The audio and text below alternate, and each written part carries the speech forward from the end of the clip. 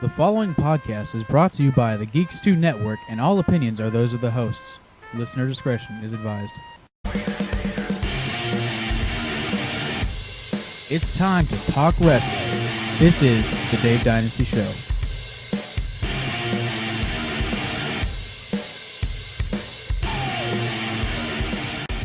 Hey, welcome to the Dave Dynasty Show. This is your host, Dave Dynasty, joined as always by my cohort, Ike Isaacs. That's me. Did you forget your name for a moment there? Yeah, I didn't think about it. I was like, what's my name? Sad. Yeah, man, I've been sick. Oh, I've been ill and sick your whole life.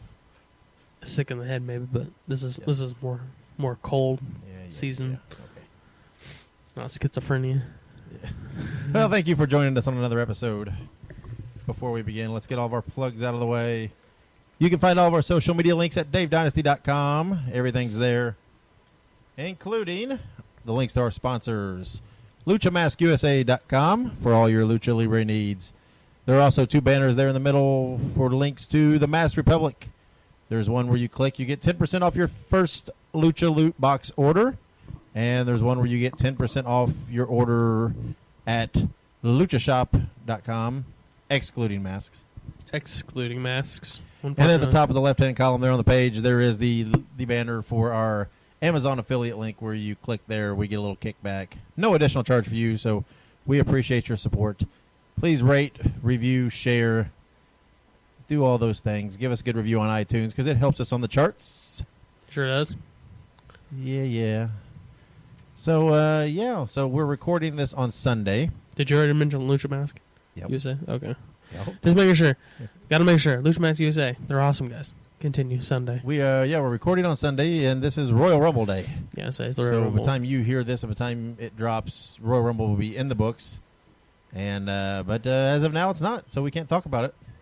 Not yet.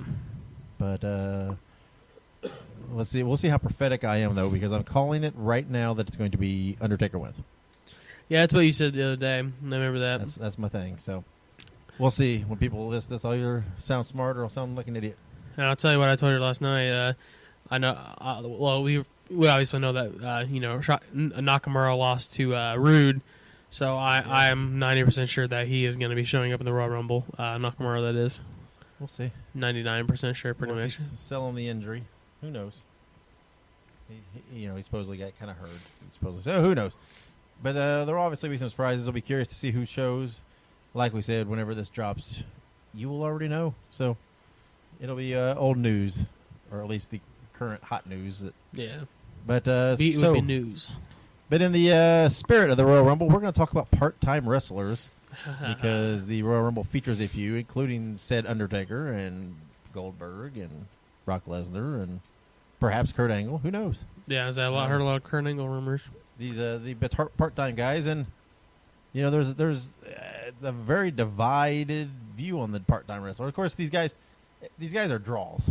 Yeah. When they're there, people watch, people pay attention. So there's no doubt their worth. But there are people that say that they take good spots away from other guys that are there all the time. But I don't know. I mean, the guys that are there all the time that have the talent and have the ability and get themselves over, they're still getting their spots. Yeah. So it's exactly. like I'm not a huge fan of the part-time wrestler thing, getting marquee spots. But, again, people buy tickets and watch and stuff when Goldberg's on or when Lesnar's on. So how can you argue? It's a business. That's So what I was how going to say. can you argue it? I mean, if they're helping and they're getting results, then there's no argument for it. So, but again, there is that creative part of me or whatever that thinks, but they are taking a spot, But well, how I kind of thought about it was, they could, quote unquote, could be taking a spot from another wrestler, but you also have to think that. I mean, these guys are wrestlers too. This is something they love. I mean, even me as a heel, I understand that these people still love wrestling, even if they are older or if they are part-time wrestlers. Perhaps, but the argument can be made, like with Goldberg and Lesnar, it's not a love thing; it's a money thing. I think genuinely speaking, maybe not Brock Lesnar. I think genuinely speaking, Goldberg was excited to be back in the ring. I don't But like, I definitely like Kurt Angle. I mean, Kurt Angle is obviously he wasn't. Kurt Angle being part-time is, to me, is different because he's part-time more medically because, Yeah, he bad can't back and go all stuff. the time. I have no doubts that if he's 100% healthy and not banged up, he'd still be going all the time. But Like people like him and Undertaker. Obviously, Undertaker does it because he knows it. I Taker, think. I mean, Taker can't do anything. I mean, he couldn't wrestle a full schedule, No. and so. And if I was his age, I wouldn't want to wrestle full schedule. And again, we don't know if Kurt Angle's what he's going to do. Yeah, exactly. I mean, I suspect there will be an appearance or two, but we don't know that. It's not happened yet. I remember you said this. Sorry, this is a little random, but I remember you said this one time that if Kurt Angle came back to WWE, if he was like a manager to American Alpha, yeah, that'd be pretty badass. I don't know whether they'll do something like that now, though, with this Hall of Fame thing. Yeah, he'll be more of an attraction kind of guy. I got you. So, I would think, but who knows? You never he know. could do a mentor thing. Never say never. But yeah, so I'm not I'm not a huge fan, and part of it also harkens back to these aren't my kind of guys that I like to watch anyway. Yeah. Whether they're full time or part time, they're still not the kind of guys I like to watch. So, I mean, I like Brock Lesnar and all. I think he's an all right guy. I mean, yeah, I mean he is what he is, and I don't, he's just not. I don't go for those guys. Yeah, I don't exactly. go for the big power. It just depends. I don't know. It depends on the guys. He's just not my kind of guy. I mean, like Kurt Angle. Like I love Kurt Angle, man. Well, yeah.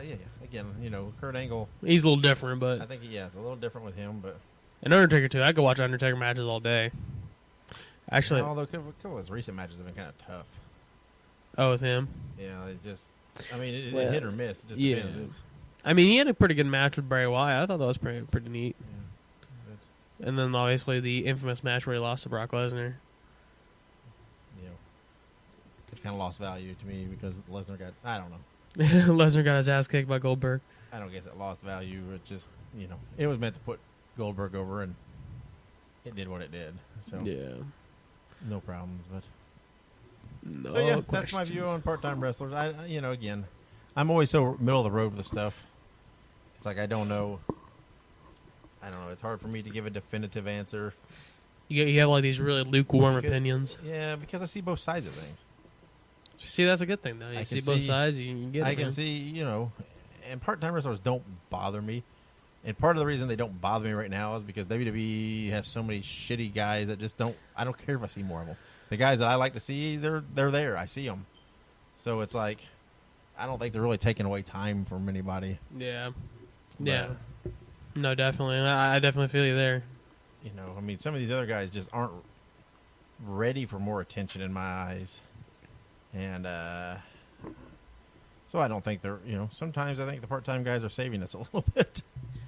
Well, they're definitely adding entertainment value, and they're definitely adding money value to these shows. That's what I'm saying. They're selling stuff, drawing viewers. So yeah, you can't complain. It's a business. I mean, they're keeping it alive. For being honest, So I mean, how many people would have watched WrestleMania last year? Was it last year? Which year was the one with Sting? I don't know. Was that Last year? I thought that was last year, wasn't it? I think. I mean, how many people would have watched last year's WrestleMania if Sting wasn't there? I think there would have been a significant drop, personally. Perhaps. That's another Perhaps, one so. of them, though. I wish he would still wrestle, but I know he's probably kind of cut out of the game. Wrapped up. Yeah. But so yeah. But anyway, we got a good show today. We've got Josh Crane. Interview with Josh Josh Crane. Crane. We're got this whole deathmatch thing going here lately, but But he's also the fourth.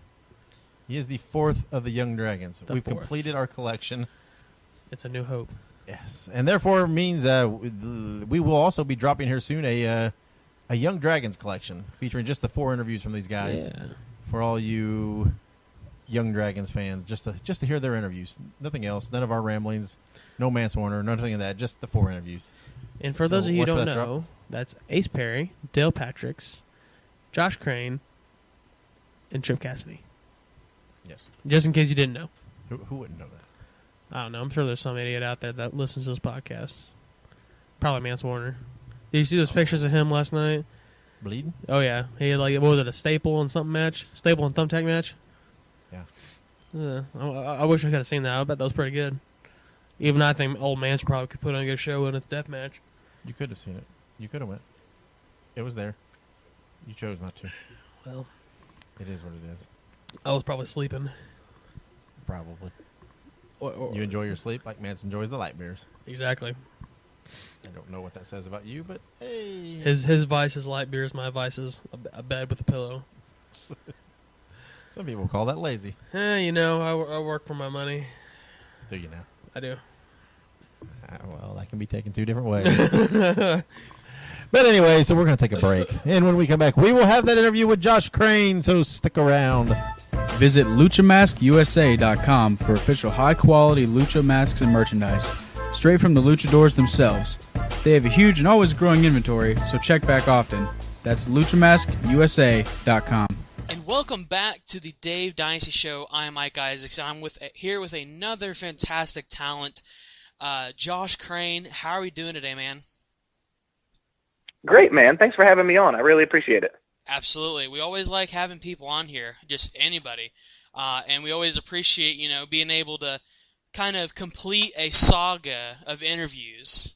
So we'll get to that here in a minute in the interview. But, of course, we always start off our interviews. So we ask who we interview, when did wrestling hook you? Because, of course, that's, important. Yeah. Probably and correct me if I'm wrong, but I think it was the 2000 Royal Rumble with Triple H and Foley. Yeah, I think so. Yeah, their hardcore match. Not only did that whole show hook me in wrestling, but it also hooked me in the hardcore style of wrestling, obviously. Yeah, absolutely. So, when you first started watching wrestling, so I'm assuming around the 2000 area, what were your favorite wrestlers to watch? Other than maybe like Mick Foley or Triple H. Yeah. Aside from those two, the Hardy Boys, oddly enough, were my favorite people to watch. Absolutely. I'm not exactly sure why, but I love them jumping around doing swantons and leg drops. Absolutely. And what do you think about the broken Matt Hardy? Do you like that?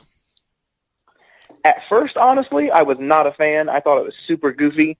And then after the first, the big blow-off between Jeff and Matt, after that, I've loved every bit of it. I just think, it's like good wrestling, but it's also funny. I just love hearing Matt Hardy say, Brother Nero, that's Yeah. one of my favorite things.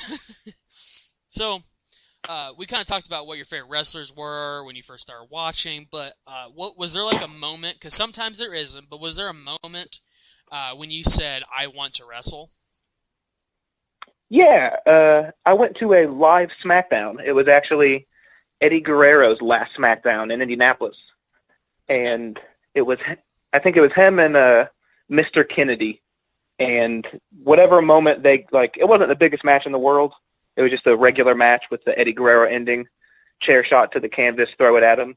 Yeah. But something about that moment, I was like, I want to do this. Right on.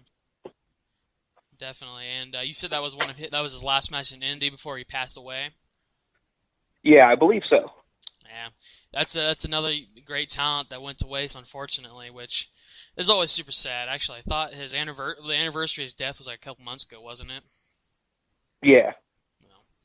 But yeah, definitely, yeah. That's a great way to kind of get into wrestling. That was a really good era of wrestling to begin with. So, we kind of talked about, your early life, how you got into wrestling, all that good stuff. But when did you begin actually training, and who trained you? Now, a lot of people don't know this. Very few people in my inner circle know about this part, but I started training in 2008 at WCWO in Indianapolis. All right. And I was only 13 years old. Really? So, yeah, that's younger than most people start. And I started training in 2008, and I was doing matches by August 2008. Wow, that was really young. Let's say, I thought Corey Storm was young. I'm sure you've seen him around. I thought he was young. Yeah, exactly. I had to wear a mask. Corey Storm definitely looks young, but I bet some people could pass him as being older, but I looked like I was 10 years old, so I had to wear a mask. I got you. Wow. So, that's actually really interesting. That'll be a good little snippet for people to listen to. But, yeah. So, indie wrestling is actually pretty incredible right now. You're part of probably, I think, one of the best generations of independent wrestling I've seen. And what are your opinions on what is the best and worst parts of the indie wrestling scene? Wow, that's a loaded question. That's a very interesting one. I would say I'll start with the worst so we can, I don't know, get to better things. The worst part, I think, would be maybe some of this generation, the way they might have been trained is just a little bit soft. Yeah. Like, Drake told me when he was training me, which I got retrained in 2012, he told me that his generation was the last to get trained the old school way. And when you do something wrong, you get punished for it. Always have respect. Don't disrespect your veterans or your elders. So because I was brought up that way, it seems like no one else has been since then. Everyone kind of just does whatever they want, say whatever they want on social media. There's no punishment for your actions or being disrespectful, and I think that's kind of the downside. I gotcha. But the upside, I would say, is it seems like between British wrestling and United States wrestling and Japanese wrestling, all these different styles coming together, and all these people traveling, it seems like, I don't know how to put this exactly. It seems more styles are being accepted, basically. Yeah. I'll see people in a small, crappy show in, like, Southern Indiana trying catch-as-catch-can wrestling because they saw it on WWE Network or something like that, which you wouldn't have seen that 5-10 years ago. Yeah, definitely. Yeah, I definitely do see what you're saying there. I understand what you're saying, but definitely, in recent years, wrestling has become more of a cultural melting pot, and yeah, there you go. Because obviously, early years in WWE, you didn't really have Japanese wrestlers. You didn't have these English wrestlers, and the very few that you did were like these outstanding figures, like Tajiri, William Regal, so on and so forth. But I do get what you're saying. It's actually a really fantastic way to put it because, like you said, it's been able to introduce so many things like strong style wrestling.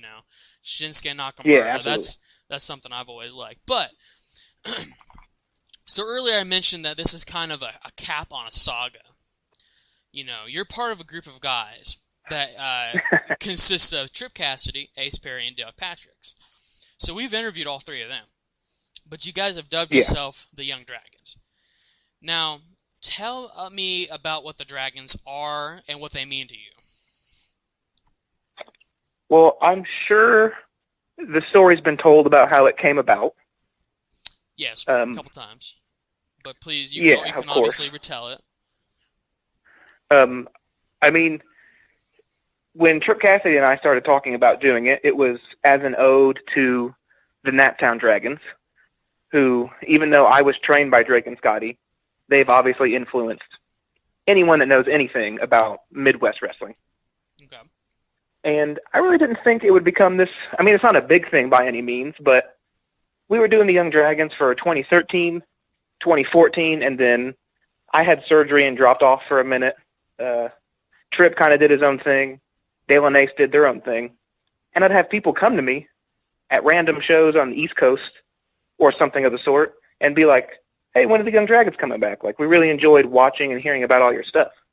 And I was like, I didn't understand it had this profound effect on these wrestling fans that knew about all four of us. Yeah. Well, So it's pretty... Go ahead. I'll just end on, it's pretty cool that we could come up with a small little ode to indie wrestling, to Indianapolis wrestling specifically, and people would know us and know what and why we were doing it for. Yeah, I was just gonna say that's how wonderful this day and age is. You could be from Indiana, but everybody around the world can see you because we do live in the information age. Yeah, definitely. So definitely, we've like we said, we've interviewed the other guys, and it's actually really great to have you on here to kind of cap that saga. But as well, with these other guys, you're still pretty young, but you're starting to become one of the more experienced guys that are working. So there's a whole new group of guys coming up behind you. They're blazing the trail. They're coming up. So do you feel it's your responsibility to advise these guys and help them? To be honest, at first, for whatever reason, I didn't think too much into it. I was just like, the new crop of guys, and they're kind of just doing their thing. Yeah. And it was Tripp that kind of made me think. The reason we'd start doing the Young Dragons and doing what we're doing is because we looked up to the Drakes and the Scotties. But they weren't there after a certain point. I mean, Scotty retired, and Drake moved on to California, then the WWE. So what could it do for this new generation of Indianapolis guys if we actually helped them the way we should have been helped when we were younger? Yeah. That's good though, because like you said, it might have not held a lot of importance to you originally, but now that they have kind of come up and started making their name, it's kind of important to like you said, to advise them and be their Drake, as you were saying, kind of be. So we kind of talked a little bit. You've mentioned a couple names about people who kind of helped you along the way, but who took you under their wings and helped you out when you were starting? Like super early on? At any point, anybody that kind of helped you move on your path? I would say there were the first. This is kind of insignificant because there's been a few, but the first one, if I may say this line of people that have helped me, the first one was Rodney Rush. Okay. From he does a lot of stuff in Indianapolis at the moment, but he kind of took me aside in like 2011 when I'd only done a bunch of little small things and was like, hey, if you want to be serious about this, you should get hooked up with Drake. And I was a huge fan of Drake. Then Drake helped me a great deal getting trained with him, but it did not last very long because, I mean, probably 6 months into training, he just blew up huge. So he didn't have a great deal of time, but he helped me as much as he could. Yeah. And then from then on, probably the next biggest help from like 2014 on was Matt Tremont from CZW. Okay, Matt Tremont. Yeah, we actually had him on last week. We actually interviewed him for this coming podcast. Oh, sweet. I can't wait to hear that. Yeah, actually, it comes out, well, we're recording this on Sunday, but it comes out tomorrow. Actually, it should already be up if you want to look it up. But he's on there. I did an interview with him. He's a pretty cool guy, actually. He's really, really down to earth. He's really awesome. Oh, yeah, he's an awesome guy. And keep this part in. The next thing I'm going to say, don't you dare edit this out. I don't edit it. But if Matt Tremont, that's awesome. If Matt Tremont doesn't have one nice thing to say about me on his podcast, I'm going to be mad. Well, we'll have to see. Yeah, we'll leave the suspense to see when I listen to it if he said anything nice. But if he didn't even mention me once, I'm going to have to be giving him a call. All right, well, we'll be awaiting to hear updates from that. Maybe see maybe see Matt Tremont and you have a death match. Yeah, over podcast mentions. Yeah, over podcast mentions. Hey, wars have been started over much sillier things. Yeah, that's very true. So, like I actually just said it, but death matches. So you compete fairly regularly in death matches in that style of wrestling. And obviously, yes. Critics are really harsh towards that style of wrestling. What's your defense for being a deathmatch wrestler? Well, I mean, there's always the cliche of it's all an art form and all that stuff, and like do whatever you want to do because it's art and it's fancy and express yourself. But for me, my main defense, and I mean, it's been a while since people have seen this side of me, I guess, but I can go in normal wrestling pretty much.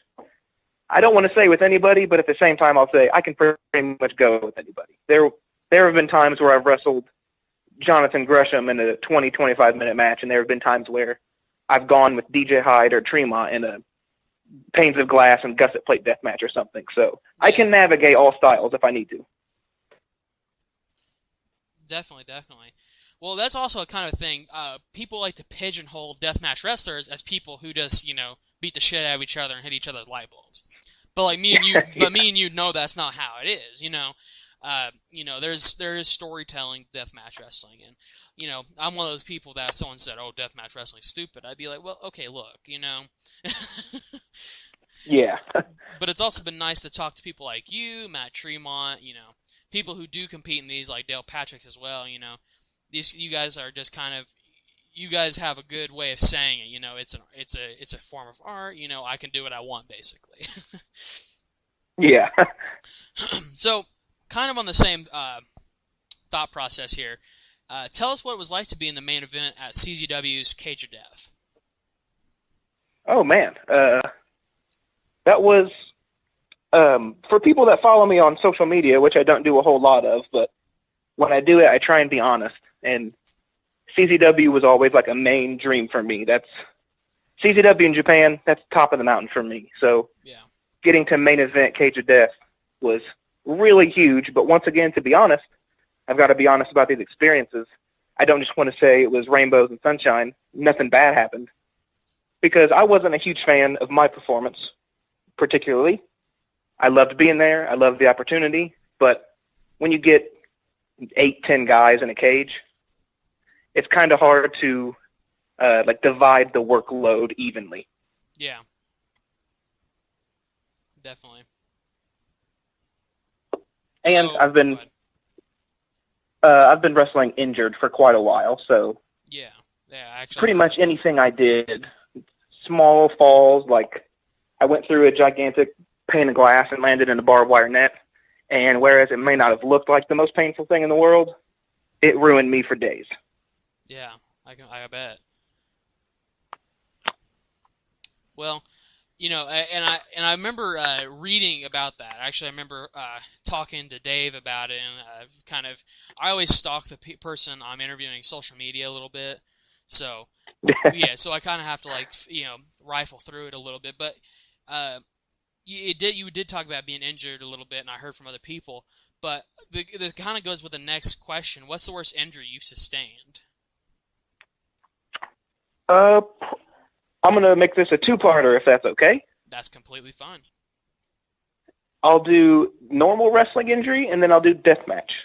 So the worst, probably like normal wrestling injury. It didn't happen immediately, but it happened over time.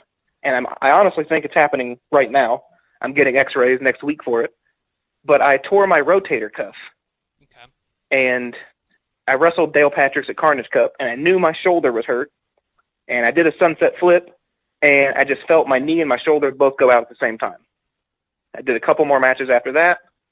Went and got an MRI. Turns out I had a 85% tear or something like that of my rotator cuff.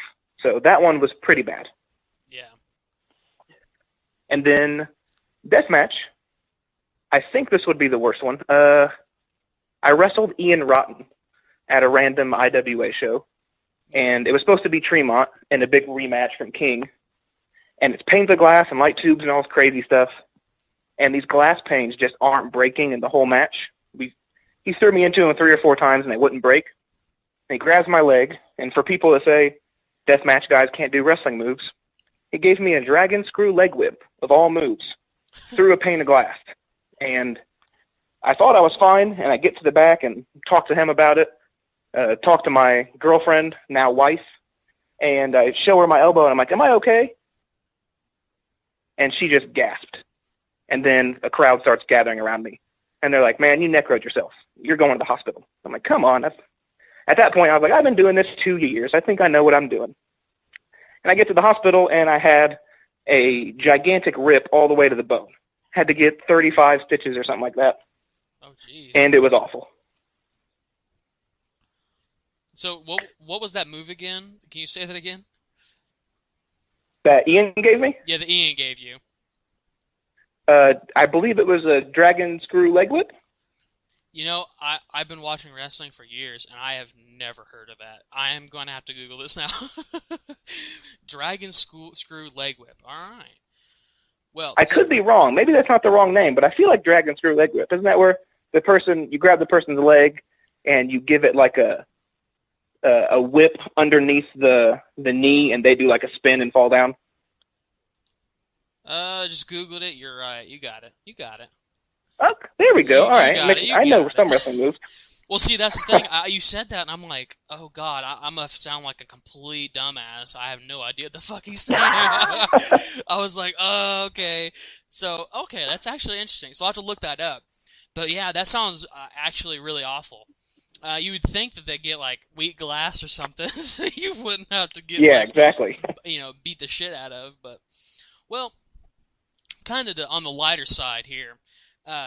Is there away from being deathly injured? But no, no. Tell us a funny story from the road. I know a lot of wrestlers. You have to travel. So what's a good road story? To be honest, I mean, it can be difficult to come up with. I try not to get too crazy on the road, but I travel with Dale Patrick, so obviously I have a couple. The first one that comes to mind is in our early years, we used to travel like 6 or 7 people in a 5-person car, and we were going down to like our 3rd or 4th IWA show in December. And if you look it up, it's called Big Ass Christmas Bash 2013. Okay. It's the show that's infamous for we're in a multi-man earn your spot, and Dale goes for a moonsault and doesn't moonsault at all and just lands on his head, knocks himself unconscious. They have to carry him out on a door. Good God. But on the way to that show, we had like one of the worst ice storms Indy's had in years, and for some reason we allowed Dale to drive, and halfway through we were thinking, well, this is a big mistake because Dale has to pee, and instead of stopping somewhere because we're running out of time, he decided while driving in the ice storm to pee in a can, which did not work, got all over himself. So instead of pulling over, taking care of himself, with 6 or 7 people crammed in this little car, he starts ripping his underwear off because they're saturated while driving in a snowstorm. That is something else right there. I believe once he got them off, he flung them on Ace Perry, who was in the back seat, I believe. Oh, good God. I bet he liked that. Yeah, he's an interesting person to travel with. After having talked to him and after having talked to some of the other, guys in your group, the Young Dragons, they all seem to have weird stories about Dale, ironically enough. I'm starting to gather why. Yeah, there's a common theme in all of our stories, I'm sure. Yeah. Typically him doing something that would probably be considered indecent. But so still on the light note here. Is there anything that fans don't know about Josh Crane? Any fun fact, little snippet, other than the fact you started wrestling when you were 13 and you were masked? To be honest, I'm not sure. I would say the fact that I wrestled so young, that's probably one of the biggest things fans don't know. Yeah.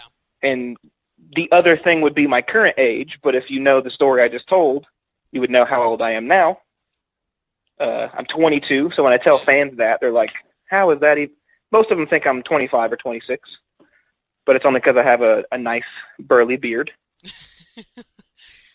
But other than that, I don't think there's really anything too detrimental.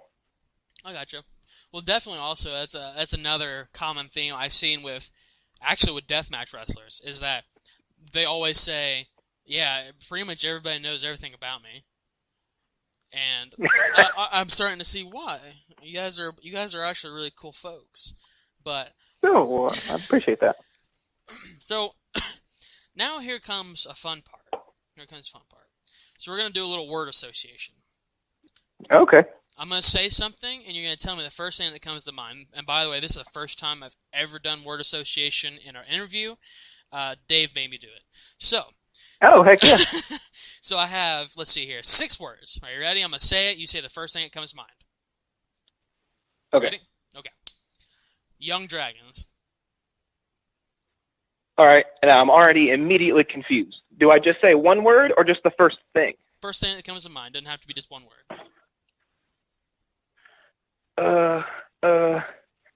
I would say representing Indianapolis very well, maybe. Okay. Trip Cassidy. Ooh, that's a good one. He's one of my closest friends. Ace Perry. Well, now I'm assuming you're going to say all of the Young Dragons, Yeah, and all three of all three of them, I'm going to say one of my closest friends. So Fair hopefully, if they listen to this, they're probably going to be like, if I've already said that about Tripp, then what could I possibly say about the other two? be like, Ace is an asshole. Yeah, I can't. I've already gone up so high, I don't know what else to say about him. No, I got you. So then also, He's very pretty. He's a pretty man. he is a pretty man. That's indeed. That is a fact. That's why they call him Diamond Cut. So the line, obviously, I think you can guess what the next one is. Dale Patrick's. Of course. Wait, can I give one more compliment to Ace Perry? Yeah, go ahead. Aside from just pretty, because he's not just pretty, but he has given me. He's incredibly athletic, as everyone knows, but he has given me some of my most favorite matches. Next to Dale, really all three of them have given me some of my favorite matches. But like when I've done a bunch of death matches in a row, and I haven't done a whole lot of pure wrestling, and I need to get back into it, I call Ace Perry first, and I'm like, hey, do you want to go do a 20-minute match in Indianapolis so I can test my cardio or something? Yeah. And we always do very well. Absolutely, absolutely. He's very, like you said, he's very athletic, very good at what he does. And Dale, the last of the Young Dragons, I would say, him and I have some. He's also one of my closest friends of all time, obviously. He's one of my favorite to not just pure wrestle, but when it comes to death matches, I think he's an exceptional deathmatch wrestler. Probably one of the next, if he keeps up deathmatch wrestling, probably one of the next biggest dudes. Absolutely. So it's fun. Yeah, it's fun planning matches with him. Can I say that? Yeah, absolutely. Can I say that matches are planned? Okay, well, Yeah, they're planning matches with him. Yeah, we kind of break kayfabe every now and then. Okay, planning matches with him is one of my favorites because he has like a really diverse moveset. He can be super goofy and do a comedy character, or he can stop it immediately and do like some really hardcore deathmatch stuff. So Yeah. I love planning matches with him because it's always different every time. So I just want to make a quick comment before we continue with the word association. If people don't know that wrestling is scripted by now, then I'm sorry to break your bubble.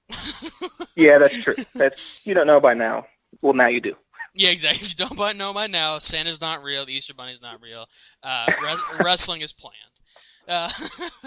Okay, so the last two words here. All right, death match. And once again, I feel. Tell me if I'm doing this wrong. I can just say like a sentence or a phrase or any. I can just say anything about it. Just go. Use your brain. Just flow with it, man. Go for it. Death matches, it's my favorite thing to do. It's my favorite thing to watch, my favorite thing to do. I have a very great passion for death matches. Absolutely. Absolutely. Okay. Very last word. CZW. Ooh, that is a good one. That's like my lifetime goal. That's the dream. CZW, =dream. That's...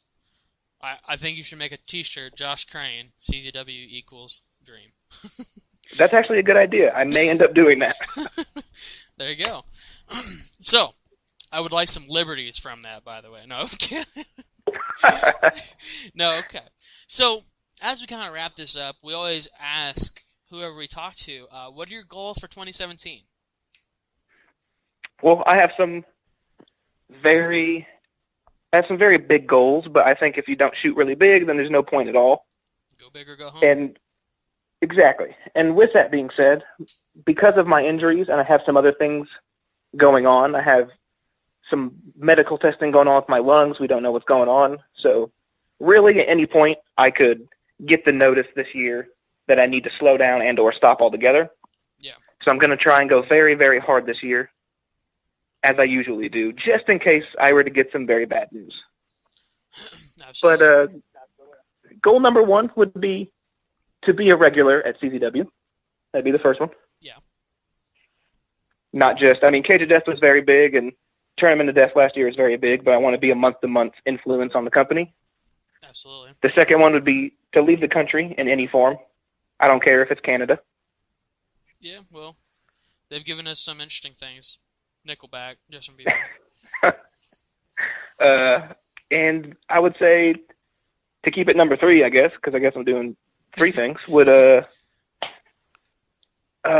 it would be to, this one's really big. It's going to sound cocky, and anyone that listens to this is going to be like, oh, this guy thinks he's just going to clean sweep everything.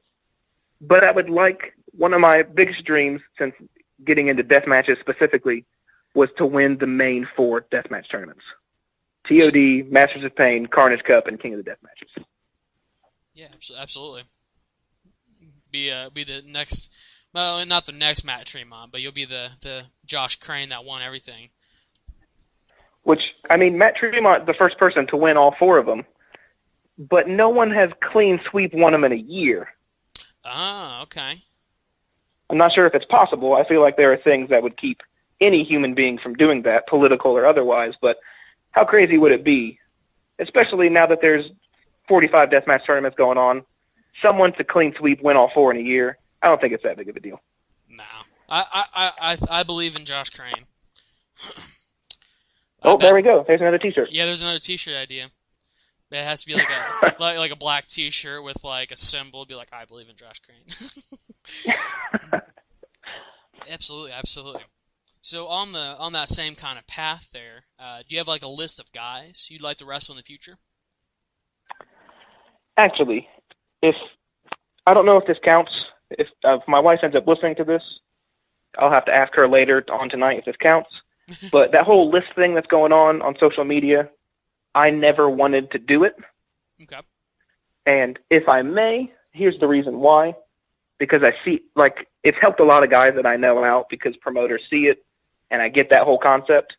But I kind of feel like making a public list on the internet about people you want to work with is like, it's you're doing, that's your little wink at promoters, like, hey, book me against this guy, huh?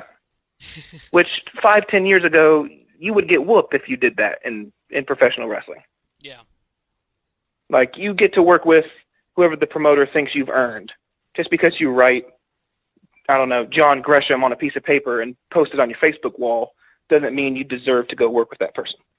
Yeah. However, negativity aside, I do have a list. Fair enough. I'll keep it relatively short because it could probably go for a very long time. But on the deathmatch spectrum, I would like a singles match with Danny Havoc and Ricky Shane Page. Yep. And a dream would be Masashi Takeda or Jun Kasai. They're my 2 all-time favorite deathmatch guys. Yeah. And I know Takeda's coming to the States for a company on the East Coast. But while he's over here, if any promoters want to book Josh Crane versus Takeda, you can do that. We'll make a public service announcement for that. Exactly. Wrestling-wise, pure wrestling-wise, I would love to wrestle Jonathan Gresham again because the last time we had a match was 2013, and I was a tiny little baby. And I would like to wrestle, I'm trying to prioritize. I know that sounds terrible, but I don't want to list 25 guys. Yeah. I'd like to wrestle Dave Christ. Absolutely. Basically, the list of guys I'd like to work, I'm not saying I don't want to work with, like, top super indie superstars right now or anything, but I would like to work with guys that I worked with 2 or 3 years ago so I could show them how far I've progressed, like John Gresham or Dave or Jake Christ or Alice Colon or people like that. Yeah, absolutely. Absolutely. That's actually a good list, and I thought it was funny because everyone has a list, and I thought that was just like, it's just a wink at promoters. Book me against this guy. Yeah, it pretty much is. Well, it's fun because we hardly ever get conflicting opinions on here, so I love a little bit of controversy. Yeah, I'm sure there are a lot of people that enjoy it, but I mean, if you think about it, it's basically public politicking. Yeah. But if everyone agrees with it, then I'm the minority here complaining about it, so I'll just shut up. No, hey, I feel you there. It's like posting your Christmas list and being like, hey, buy me this. Yeah, exactly. So, as we wrap this up, do you have any social media where fans can follow you in your career? Well, I just have Facebook because I'm not a huge proponent of social media, so Josh Crane on Facebook, and that is it. I have a Twitter, but I don't use it, and I never will. That's fair. I don't necessarily like Twitter either. Actually, I had to make a Twitter for the podcast, and I slack on it a lot, so I feel you. Yeah. Well, absolutely. Well, Josh, it's been an absolute pleasure. Thank you so much for coming on here. It's been really awesome talking to you, getting to know you, pick your brain a little bit. Yeah, thanks for having me. I know it's been a son of a gun to try and get a hold of me to get this going, but that's how it goes sometimes. That's just, sometimes you got to play phone tag a little bit, just kind of get things, ball rolling. But hey, we're willing to work with people because, first of all, you are what keeps wrestling alive. So we're always welcome to working with people, get them on here, and pick the brains. But Josh, it's been a genuine pleasure. Thank you so much for coming on here, man. Thank you, man. I really appreciate it. All right, man. Well, hey, have a good night. Stay safe, and good luck, man. Thank you. You too. Check out Geek Stew for all your geek and wrestling news and podcasts. Visit geek-stew.com. Gather round for life lessons from professional wrestling's own Mance Warner. It's Warner Wisdom. All right, you dummies out there. This is your favorite wrestler and mine. Me, the king of big dog style. Larry to light beer, Old Master, Big Doggy, the Groundhog. You know all the nicknames I got. I got a whole bunch of them. You guys know them. At some point, I had me a t-shirt and I have about 35 nicknames on the front and about 35 on the back. Or maybe I had 35 nicknames on the front, and then on the back, it'll be all the towns I go to tear up and start up riots. I know, we'll figure that out. We'll figure that out at some point. Nah. Here we go. We on a Dave Dynasty show. Got another edition of Warner's Wisdom right here for you people out here. Now today gonna be a little different. Old Master gonna drop some knowledge on y'all, but in the same sense, I'm gonna be complaining too about some things that I just don't like much right now. Number one, numero uno. See, y'all didn't think I knew other languages like that, huh? You dummies out there. Now, numero uno, my first complaint for this edition of Warner's Wisdom. On the social media, out here on the Facebook or the MySpace or the what's the other one? The YouTuber, the iTunes, all that deal. Now, see, there seemed to be a different dance routine, some stupid saying, something every 3 to 4 weeks. Every time there's something stupid going on, there's a dance routine, a stupid song, a stupid saying, and then I gotta hear it from every single person on the social media, at the shows, at the restaurants, at the bars where I'm trying to drink my light beer after a show. People, I can't take it no more. I can't take these stupid sayings or these dumb dances or any of that. Now, I'm going to be real honest with everybody right now. The next show that I'm at, Old Master's at, and I see anybody dab,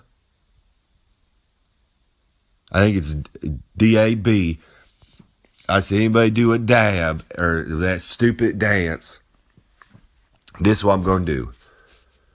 Because usually I roll out the ring and I get in her face and I start screaming at them. I start yelling at them. And I tell them, the only person that should ever be dancing around a wrestling ring is my old buddy Hakeem, the African Dream, Dusty Rhodes, or Too Cold Scorpio. If you ain't any of them people, I don't want to see no dancing from you. None at all. I don't want to see no dancing out there. But I keep seeing dabs every time. So this is what I'm going to do. Next time I see somebody dab, Old Master is going to finish up my matchup, get my W, get my payday, get my green and white. That means my green money in a white envelope for the people who don't know. I'm going to walk backstage. I'm going to walk out the door. I'm going to walk to the front of the building. I'm going to lock that door. I'm going to padlock it with a chain. Now I'm going to go back to the other door. I'm going to lock that too. Now before I lock that second door, I'm going to make sure there's no exit, and I'm going to burn this place to the ground and kill everybody in there. I'm telling you right now, I can't take it no more. No more dabbing. I can't take no more of it. It's done. It's over with. No one else do it, or I'm going to lose my mind. That goes with stupid sayings too. I don't want to hear no, what was it? The new one, Catch You Outside or Catch Me Outside or something off some stupid show, some stupid little girl saying, I don't want to hear none of that. No more. I'm done. On to my next complaint. People, if you're trying to get up north like old Mancer trying to make his one big comeback again up north, told Vinnie Mac, if you trying to make your comeback, try to make your way up there, please, from the bottom of my heart, don't be shitting on Vinnie Mac. Let me wrap it up this way. Maybe you'll get what I'm saying here. If you are trying to get a job at Mickey D's or Burger King, old BK, old Burger King down there, if you try and get a job at either one of them restaurants, are you going to stand outside the front door and say how you can make a Big Mac better? You going to walk over to BK and say that the Whopper sucks this week? The Whopper sucked and there was too much onions and pickles on it. No, dummy. People are fools. So don't be shitting on them if you're trying to get up north, baby. God, Lord have mercy. Mancer got to be dropping knowledge out here for you people. Now, on to my next complaint.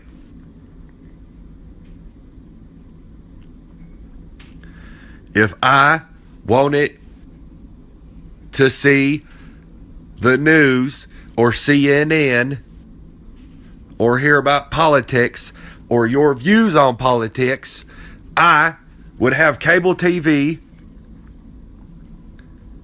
and I would be watching CNN. Old Mancer don't care. I don't want to hear about no politics. I don't want to hear about your views on politics. I don't want to hear about how you could change the world. It is what it is.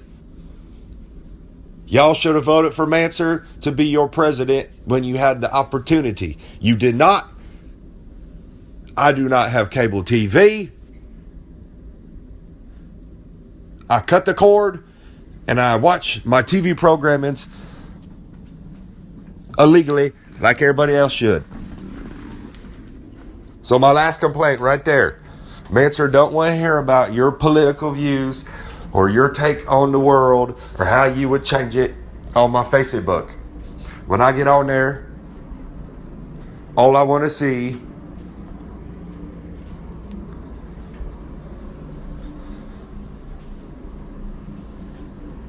is things about light beer, beautiful ring rats, and goodies.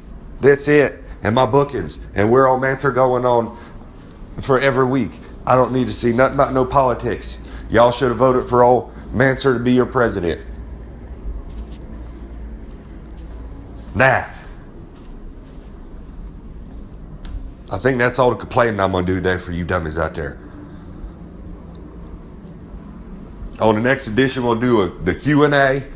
You people send your questions on Mancer on social media. I'll answer them. I'll throw them on here. I'll talk to you dummies, let you know what's going on, give you the advice from T to B, top to bottom. Y'all give me whatever questions you got. I'll answer them. I'll give you advice. I ain't going to do it this week because I'm too lazy to look into the messages and put them out here and look at them right now. I'm in pain, people.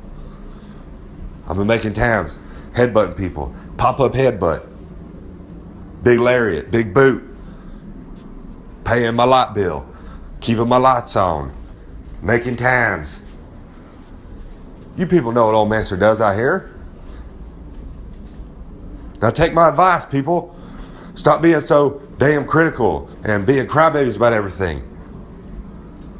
You don't like something? Go change it. don't type about it and put it on the internet and make me have to scroll through a whole bunch of bologna I don't want to hear about. Bologna, that sounds pretty good. I might make me a bologna sandwich right now. Maybe I'll fry me up some bologna.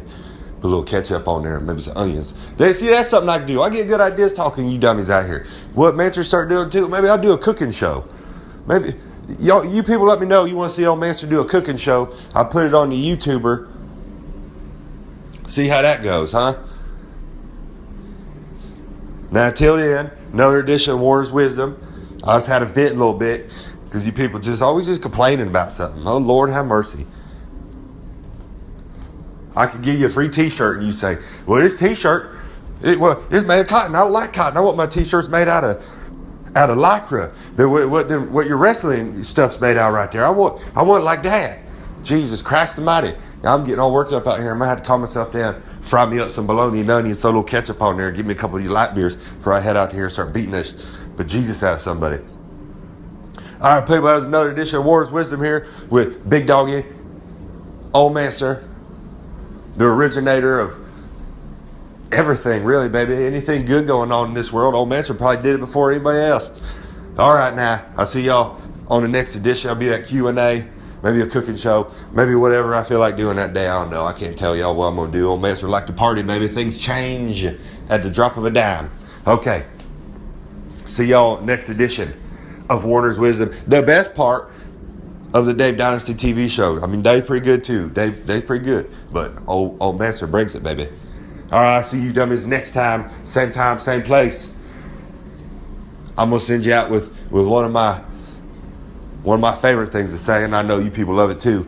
Whoa, whoa, whoa, whoa, whoa, whoa, I gotta do. All right, dummies, see you next time.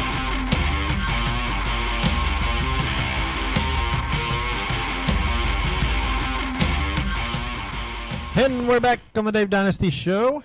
Yes, we are. Interview Josh Crane, Pretty cool guy. completing our Young Dragons quartet. Absolutely. We have the whole band. The band's back together. The boys back in town. We've listened to a little wisdom from Mance Warner. We've talked about part-time wrestlers. We've plugged the sponsors. We've done probably about everything. We've done it all. We've come full circle. We haven't gone to the moon yet. What's that? What? What's that got to do with anything? Lunar landing was a myth. And the Earth is flat. Yeah, okay. Oh, hey, while we're plugging stuff, we just dropped on Saturday another episode of Wrestling and Booze. Oh, yeah, we did. What was that one match again? That was Pork Chop Cash and Keith Parsons against the two little soldier guys. Absolutely. Jim Nelson and Don Kernodle. Great old Mid-Atlantic match. Good Sergeant stuff. Slaughter's boys. So, yeah, those drop every Saturday. Podcasts drop every Monday. 2 days worth of fun. Absolutely. More stuff will be coming in the future. Lots of stuff being worked on. We're always creating. We're always thinking. So, yeah, I think we're done. I think that's it. We've completed another week. Thanks for listening. Like we said, go to DaveDynasty.com, visit all of our social media and like us, and give us a shout out. If you don't go to our website, you're a shitbird. That's how it goes. Yeah. So what's go ahead, plug your Twitter. What's your Twitter, Isaac? My Twitter and Instagram, for those of you who don't know, is at Pint Size Beast. So feel free to go on there, harass him, send him pictures of whatever you'd like to send him pictures of. Don't be sliding my DMs. Slide anywhere you want with anything you got. We are going to go. We will see you next week with another episode, and we'll see you Saturday with another Wrestling and Booze. So, yeah, for the Dave Dynasty Show, I am Dave Dynasty. And I am Ike Isaacs. We'll see you next week. Be safe, be good, and keep on growing. Thank you.